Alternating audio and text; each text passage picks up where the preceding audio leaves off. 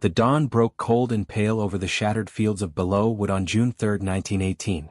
Mist clung low to the thickets of oaks and tangled brush, carrying with it the sour scent of churned earth and cordite. In the dim light, birdsong had long been silenced by the artillery that shook the Marne Valley every hour, as predictably as a heartbeat. But on this morning the stillness held something different, an uneasy quiet, the kind that soldiers would later say felt sharp as a knife's edge. And cutting across that silence came a sound the German infantrymen had begun to dread more than any rifle volley, the thunderous, rolling boom of an American pump-action shotgun blasting through the trees. It was not the sound of industrial warfare, the distant rumble of shells or the clatter of machine guns, that unnerved them. It was something far more intimate, visceral and close. A weapon designed not for sweeping barrages or long-range duels, but for face-to-face combat, where the distance between life and death could be counted in footsteps. This contradiction lay at the very heart of the story. In a war dominated by colossal artillery, poison gas and mechanical slaughter, it was a simple, short-range, civilian-born tool that instilled fear in one of the most disciplined armies on earth. To the Germans the shotgun belonged to farms, to hunting lodges, to sport. It had no place on the battlefields of modern, civilized Europe, or so they believed. And yet, as American troops arrived in 1917, fresh, aggressive and unbroken by years of trench warfare, they brought with them a weapon that would shatter more than bodies. It would shatter assumptions. On one side stood the Imperial German Army, forged through strict doctrine and generations of military culture. Their weapons were products of precision engineering: Mauser rifles, Maxim machine guns and 77mm field guns, each designed to embody the efficiency and order of the Kaiser's empire. Their belief in regulated long-range firepower reflected their worldview. War was a disciplined science. On the other side came the Americans, late to the war but brimming with confidence, mobility, and an improvisational spirit that blended frontier practicality with industrial might. They were led by figures such as General John J. Pershing, who insisted that the U.S. Army would fight offensively, aggressively, in contrast to the static slaughter that had defined the Western Front for 4 unending years. And among their weapons was the Winchester Model 1897 trench gun, a pump-action shotgun armed with a bayonet lug and heat shield, an adaptation of a tool Americans had used for decades in forests, farms and frontier towns. It was not elegant. It was not doctrinal.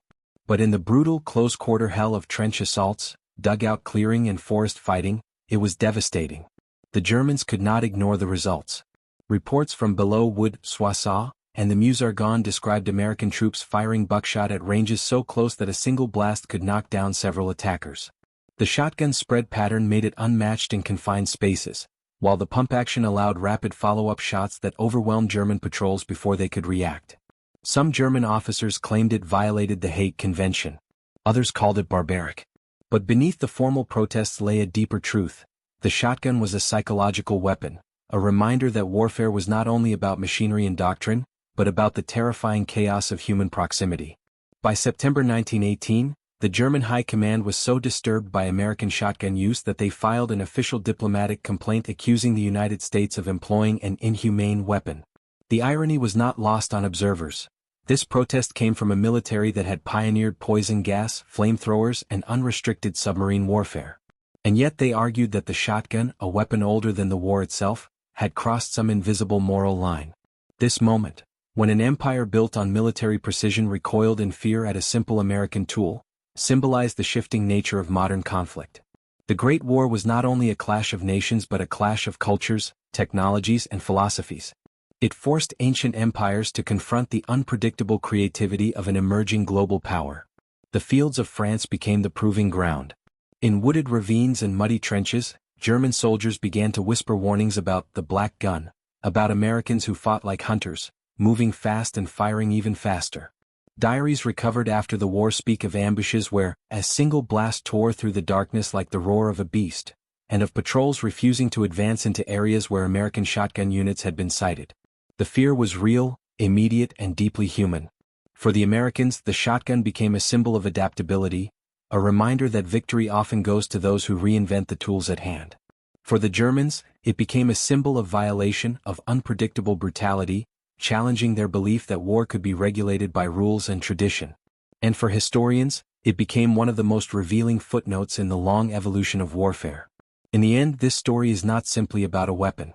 It is about the clash between industrialized doctrine and frontier improvisation, between the old world and the new, between fear and innovation. It reveals a universal truth echoed across centuries of conflict. That in war, it is often not the most advanced machines that change the battlefield, but the willingness of human beings to use familiar tools in unfamiliar ways. And that is why, in the summer of 1918, the Germans came to despise the American shotgun so profoundly. A tight build-up. Before the fear took hold. To understand why an entire military machine grew to hate a weapon as primitive as a pump-action shotgun, we must return to the wooded edges of the Western Front, where trenches collapsed into rubble and fields dissolved into mud. It is early 1918, the last year of the First World War. Germany's high command is growing desperate. Food shortages, collapsing morale, and the grinding attrition of the Allied blockade have darkened their prospects. Yet they still believe they possess one advantage: the orderly discipline of their infantry, trained in a doctrine of marksmanship, distance, and controlled fire. The Americans arriving in France, by contrast, are newcomers, raw, untested, uneven in discipline but abundant in confidence and energy. To German generals, these fresh troops seem both naive and reckless, prone to improvisation rather than regulation. But the Germans miscalculate one thing: Americans don't come to the front with the same cultural reverence for rifles alone. Back home, many U.S. soldiers grew up in forests, farms, and mining towns where hunting was a way of life and where close-quarters firearms, especially shotguns, were tools as familiar as shovels or axes. By the time U.S. forces enter full combat in France, they have brought something unexpected with them: the Winchester Model 1897 trench gun. Its appearance is deceptively simple: a short barrel, heat shield, wooden stock, and a tubular magazine. To a European officer steeped in rifle doctrine, it is an archaic curiosity. But to American soldiers advancing into the Argonne Forest, below Wood and St. Mihiel, it is a natural extension of their own instincts. A fast-handling, brutal, close-range hammer. The Germans do not fear it at first. They have Mauser rifles, Maxim machine guns, flamethrowers, mortars, chlorine gas, and an army hardened by years of war. Why should a weapon better suited for clearing barns or chasing off wolves concern the Kaiser's legions? The answer begins to reveal itself in the trenches. In the thick mud, the tight angles, the darkness of dugouts, and the sudden violence of close combat. American shotgun teams, trained to sweep corners and storm enemy shelters, begin to carve out a fearsome reputation. The Germans learn a painful truth. In the darkness of a trench, distance is meaningless, and a pump shotgun turns a dozen yards into a death sentence. By the summer of 1918, German units file reports complaining that American troops carrying trench Flinten, trench shotguns, are creating irregular wounds and causing excess casualties in confined spaces. Their soldiers write home about a weapon that fires multiple projectiles with devastating spread, cycling shots faster than most men can process the noise. Something ancient stirs, a visceral dread of a weapon that kills not with a single precise bullet, but with a storm. Act 2, the turning point. The weapon that changed the psychology of the trench. The turning point comes with a series of engagements in the final months of the war. Small-scale encounters compared to the massive battles of 1916 or 1917, yet psychologically seismic. In September 1918, during the Meuse-Argonne offensive, American troops stormed German positions with increasing efficiency. Among the weapons paving the way is the trench shotgun, often carried by men selected for their aggression and steadiness under fire. Its technical advantages are simple yet decisive. Barrel length, 20 inches, ideal for tight trench corners. Magazine capacity, 5+1 shells, buckshot or heavy pellets. Heat shield, prevents burns during rapid fire. Bayonet mount, a brutal combination of blade and spread fire weapon. Pump action system, capable of slam firing, holding the trigger while pumping to unleash shells in continuous rapid succession.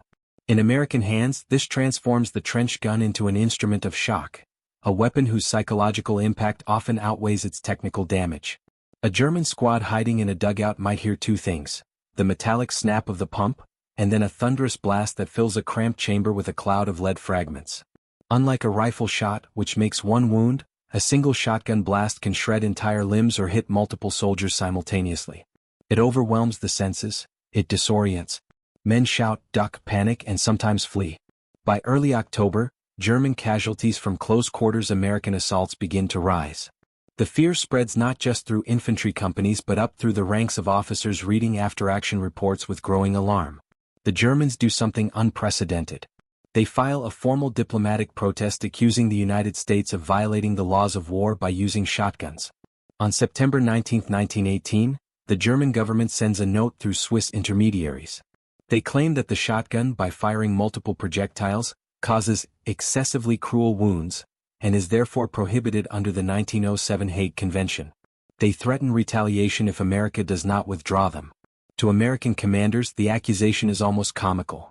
Germany, a nation that has used chlorine gas, flamethrowers, and unrestricted submarine warfare, is objecting to a firearm that has existed for decades. Nevertheless, this moment marks the turning point. The Germans have admitted openly and diplomatically that the shotgun terrifies them. And nothing empowers an army more than learning that a weapon is feared. Act 3. Confrontation. Voices from both sides. We now shift to the human voices of the era, the diaries of soldiers, the official responses, the reconstructed dialogues that echo through history. From the German side, a private from Württemberg writes in October 1918, "The Americans carry a short gun that fires many bullets at once. It is as if a man is struck by a handful of metal. Those who are hit do not rise again." A junior German officer records, "These trench guns make fighting in the tunnels impossible. The noise alone breaks the nerves of the men." An infantryman near Verdun writes to his brother, "You hear the metal handle pump once and then you pray you are not the one in front of it." From the American side, a corporal in the 77th Division recounts, "We used the 97 like a broom. A quick pump, a blast, and you cleared a whole corner. The Krauts didn't like it. You could tell by how fast they surrendered when they saw it." A platoon leader notes in his field diary, "The Germans fear the shotgun more than the grenade. A grenade at least gives warning. The shotgun gives none." And then comes the U.S. diplomatic response, firm, concise, and delivered with unshakable confidence. On October 5, 1918, the Americans reply that the shotgun is entirely legal under the laws of war. If Germany executes captured U.S. soldiers found with shotguns, the United States will execute German prisoners in retaliation. The Germans never pressed the issue again. Act 4. The human element. Fragments of memory. Now the narrative turns inward, toward emotional details that often escape strategic histories. A wounded German soldier lying in a field hospital whispers to a nurse, "I never saw the man who shot me, only the flash." An American shotgunner, decades later, recalls the smell of powder echoing through tight tunnels. "You never forget the way the air moved when you fired one. It was hot, fast, dusty. Like punching a hole through darkness." In a letter home, a German officer laments, "How unfair that such a barbaric tool should become the deciding factor in the last hours of this war." And a U.S. private writes to his mother, "They say the Germans sent a protest about our shotguns. That means at least we're doing something right." These fragments create a mosaic of fear, pride, resentment, and moral conflict, the human dimensions of a battlefield where legality and desperation clash. Act V. Consequences. The numbers behind the fear. The shotgun was never the most prolific weapon of World War I. Only a few thousand trench guns were shipped to France. Compared to millions of rifles, tens of thousands of machine guns, or the artillery barrages that killed hundreds of thousands, their numerical contribution was small. But their impact was psychological, disproportionate to their quantity. Over 30,000 shells were fired in close-quarters engagements during the Meuse-Argonne. Small American units armed with shotguns captured hundreds of prisoners in dugout sweeps. German morale reports specifically list the trench gun as contributing to a collapse of resistance in confined spaces. By October 1918, at least 4 German divisions operating opposite U.S. forces had issued warnings about shotgun-equipped troops. Surrender rates increased in certain sectors where shotguns were concentrated. The statistical weight of the shotgun lies not in body counts but in its ability to break the will to resist. War is not only fought with steel, it is fought with nerves, confidence, and the belief that survival is possible. The shotgun shattered that belief in the trenches. It taught Germany something they would not forget. A weapon can be feared not because it kills the most men, but because it kills in a way that feels unavoidable. Act 6. Reflection. How this moment redefined combat.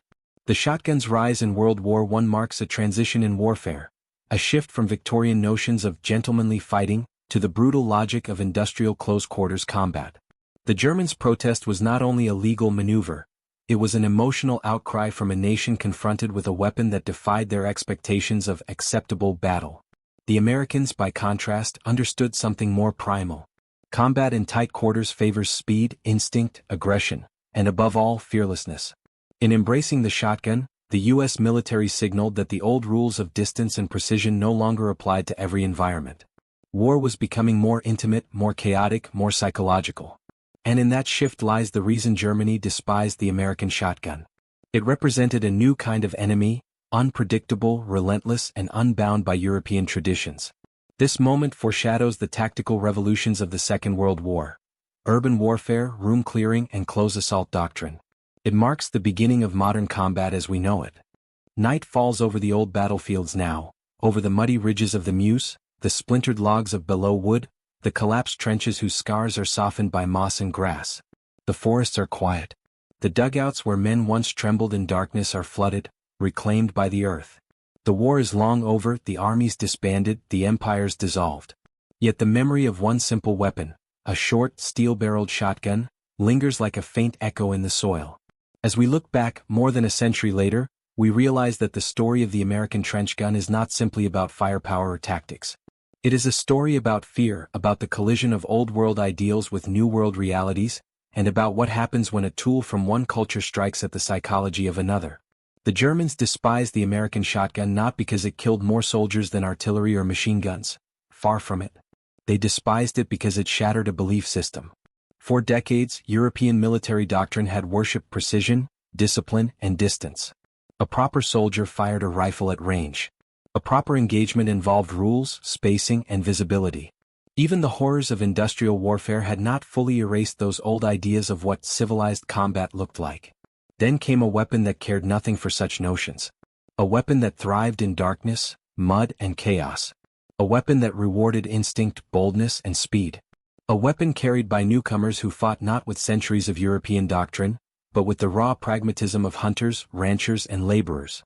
In that clash of cultures lies the irony.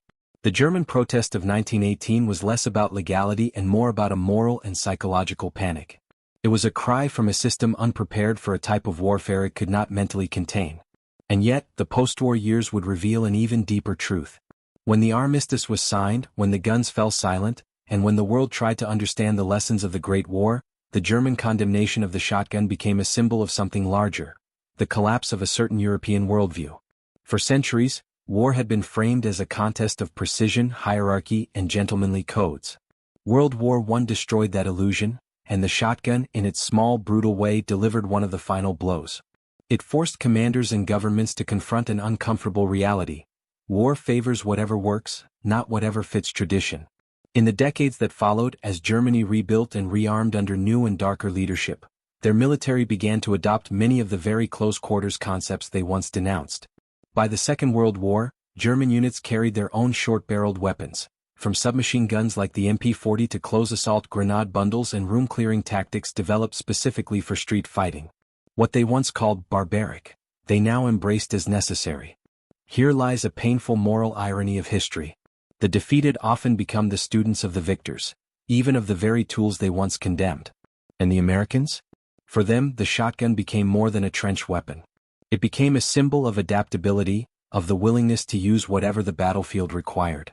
Through World War II, Korea, Vietnam, Iraq, and Afghanistan, the shotgun would return again and again, modified, improved, and reimagined, but always carrying the same essence. A weapon of close-quarter certainty in an uncertain world. Its psychological power remained undiminished. In jungle ambushes, in nighttime house raids, in urban alleyways, the presence of a shotgun still carried the same message it did in 1918. There is no escape at close range. Yet the legacy of this story is not technical. It is human. Because beneath the machinery of war lies something more enduring. The fear of losing control, the fear of a weapon that breaks the expected order, the fear of an enemy who fights differently than you do. The German hatred of the American shotgun reveals how deeply warfare is tied to identity, culture, and the stories armies tell themselves. When those stories break, people react not with logic but with emotion. The German diplomatic protest, remembered now as a footnote in military history, was in truth a moment of profound psychological confession. It said, in essence, we cannot face this weapon without losing something of ourselves. And in acknowledging that fear, Germany revealed something universal about the human condition. We all fear what overturns our sense of predictability. We all resist what forces us to confront chaos. We all recoil from tools that strip away illusions of safety. In the end, the shotgun was not feared because it was cruel. It was feared because it was effective, because it was different, and because it broke the rhythm of a war that many German soldiers believed, desperately, that they still understood. As the screen fades and the final images pass, photographs of young men holding trench guns, German soldiers staring anxiously over parapets, the dim corridors of dugouts where echoes of gunfire still seem to linger, we are left with one defining line from the story. In the trenches of 1918, the pump of a shotgun became the drumbeat of inevitability. It is a line that reminds us that history is shaped not only by grand strategies, but by small details. A sound, a weapon, a moment of shock that shifts the psychology of thousands. And so we close with a universal truth, one that echoes far beyond the mud of the Western Front. In war and in life, fear is not born from the strength of an enemy, but from the shattering of what we believed could never change.